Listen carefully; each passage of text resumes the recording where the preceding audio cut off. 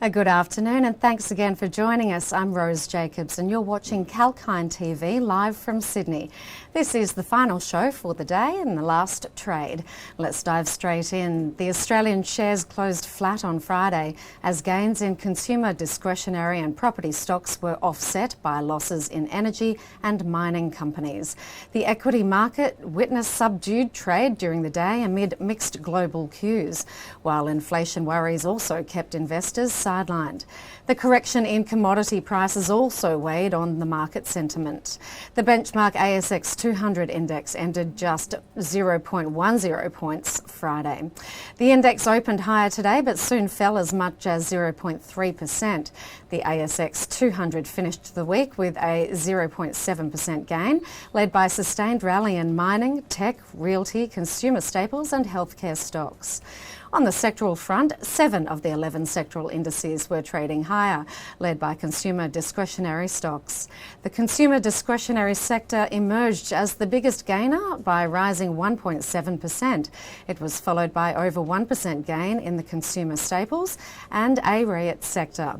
Among others, healthcare, telecom, utilities and tech sectors also settled in the green zone. Meanwhile, energy and material sectors emerged as the worst performers, owing to a fall in commodity prices. Energy sector tumbled 2.5%, while materials space saw a drop of 1.3%. The financial and industrial sector also ended lower. Let's look at the top gainers and losers of the day. The biggest gainer on the ASX pack was healthcare equipment manufacturer Healius, which ended 4.3% higher. The share price extended rally for the second day after the company posted robust earnings in September quarter, helped by accelerated COVID-19 testing and a stronger performance by all business segments. Some of the other notable gainers were retailer Wesfarmers, Auckland International Airport, gold miner Silver Lake Resources and private hospital operator Ramsay Healthcare. On the losing side, resource company Lynas Rare Earths was the biggest laggard with an 8.2% loss. The stock price dropped after it reported a drop in sales during the September quarter. Some of the other worst performers were transportation business Aurizon Holdings, nickel producer Nickel Mines, miner Mineral Resource and oil producer Beach Energy. Let's shift our lens now to the stocks that grabbed investors' attention today. Shares of intelligence software business Nuix rallied 12% in intraday trade after it updated about CEO and CFO appointments. The Australian technology company has appointed Jonathan Rubinstein as its new Chief Executive Officer. Shares of Qantas Airways hit record high on Friday after the carrier unveiled plans to ramp up its international travel plans. The share price of Australia's largest airline by fleet size gained as much as 0.5% to hit a 52-week high of Australian $5.97 per piece. The ramp-up was a decision after the federal and New South Wales governments announced to reopen international borders from 1st of November 2021. The New South Wales government has also removed quarantine requirements for fully vaccinated international travellers. Qantas and Jetstar will restart international flight operations to popular destinations from Sydney and run regular flights to Delhi, the airline in an exchange filing said this morning. Besides, flights to Singapore, Johannesburg, Fiji, Bangkok and Phuket will also start ahead of schedule. Shares of Aurizon Holdings dropped as much as 6.9% during the day's trade on Friday. The share price fell after the rail operator proposed a $2.35 billion AU offer to acquire One Rail Australia from Macquarie Group. One Rail Australia is one of the country's leading rail freight service providers and owns rail haulage and general freight assets in New South Wales and Queensland. Following the acquisition, Aurizon will divest One Rail Australia's business through a demerger or a trade sale to create greater value for its shareholders.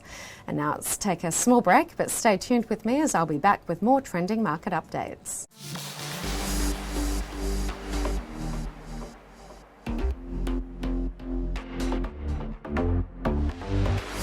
Hi, I'm Sage, and get ready to take the crypto ride with me on Kalkine TV. Watch the Crypto Buzz every Tuesday and join the excitement at Kalkine TV. From Bitcoins to NFTs to Dogecoin and DeFi, we have updates about everything around these digital currencies. Understand the investing rationale and the risks involved in the space with me, Sage, on Crypto Buzz. Keep watching Kalkine TV.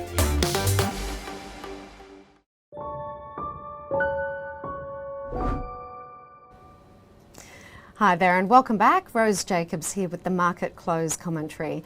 Let's look at some more stocks that grabbed investors' attention today. Shares of Lynas Rare Earths declined as much as 8.3% after it reported a disappointing performance in the September quarter.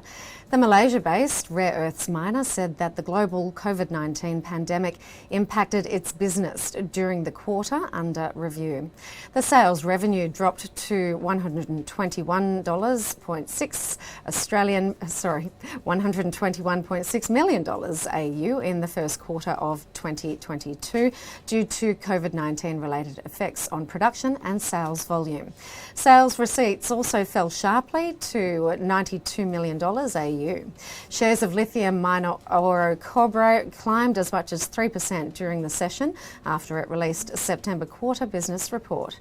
During the quarter under review, the company produced a record 67,931 dry metric tonnes of lithium spodumene concentrate from its Mount Cattlin project. The production was in line with customer requirements at an average cash unit cost of $351 US per tonne. Moving on to the East Asian market and the performance today. Asian stocks were trading mostly higher on Friday following overnight gains in Wall Street. The market sentiment was boosted by strong corporate earnings while lingering inflation concerns capped up move. Investors also cheered a report that indicated that crisis hit China real estate major Evergrande Group was going to be impacting on the market. We'll take a very short break and we'll be back with a few more updates just before the end of our closing report.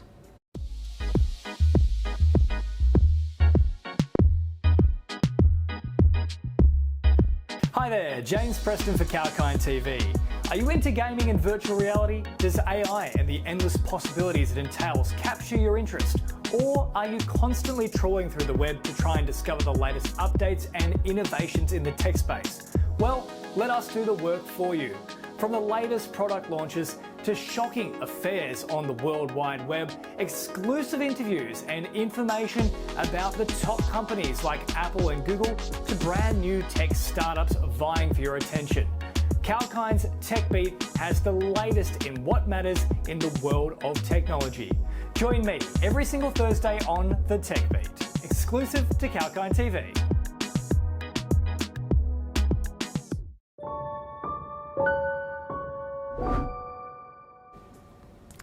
Welcome back again and moving on finally to the East Asian market performance. Asian stocks were trading mostly higher on Friday following overnight gains in Wall Street. The market sentiment was boosted by strong corporate earnings while lingering inflation concerns capped up move. Investors also cheered a report that indicated that crisis hit China real estate major Evergrande Group had paid interest on an overdue bond one day ahead of the deadline. Japan's Nikkei was the best performer in the Asia-Pacific region with a 0.75% gain. South Korea's Kospi climbed 0.2%, while Hong Kong's Hang Seng traded 0.45% higher. Among other Asian markets, the Straits Times in Singapore gained 0.3%, while Thailand's SCT Composite surged 0.35%. China's Shanghai Composite also traded 0.1% higher at the time of reporting. In a similar trend, Indonesia's Jakarta Composite traded higher with marginal gains, while India's BSE Sensex rose 0.7% in opening deals. Bucking the trend, Taiwan's weighted index was down 0.1%. Meanwhile, Wall Street ended mixed in overnight trade on Thursday amid persistent concerns about a range of issues such as rising inflation, supply chain disruption, as well as slowing economic growth. The S&P 500 ended 0.3% higher, hitting an all-time high after bouncing back from an early slide. The Nasdaq Composite also paired early loss to close 0.6% higher. The Dow Jones Industrial Average ended marginally lower, falling 0.2%. And finally, let's have a quick look at the crypto market performance. The major cryptocurrencies traded mostly lower during Asian trading hour on Friday. The crypto total market cap dropped 1.4% to US $2.59 trillion in the past 24 hours trade. The market showed signs of exhaustion after recent rally as investors turned cautious amid inflation worries. The price of Bitcoin, the world's largest cryptocurrency by market cap, was down 2.7%. The most popular crypto temporarily plunged by about 87% on Binance's US exchange on Thursday morning. Bitcoin price hit all-time high of around US 66,900 on Wednesday after the successful launch of the first US Bitcoin futures exchange traded fund. Ether, the world's second largest crypto, was trading lower by 0.5%. The coin linked to Ethereum blockchain has gained nearly 9% in the past week. Meanwhile, the price of Cardano, the third largest cryptocurrency by market cap, fell by 0.7%, while Dogecoin price dropped nearly 3%. Other virtual currencies such as Binance Coin, Litecoin, Tether, Shiba Inu, XRP, Stellar, Solana and Uniswap also witnessed a bearish trade.